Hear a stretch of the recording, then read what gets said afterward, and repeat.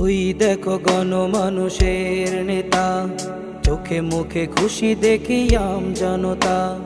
ওই দেখো গণমানুষের নেতা, চোখে মুখে খুশি দেখি আম জনতা।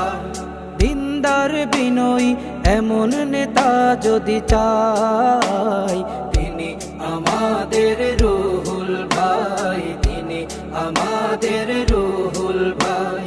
চুয়াডাঙ্গা 2 আসনে আমাদের প্রিয় রুহুল ভাই।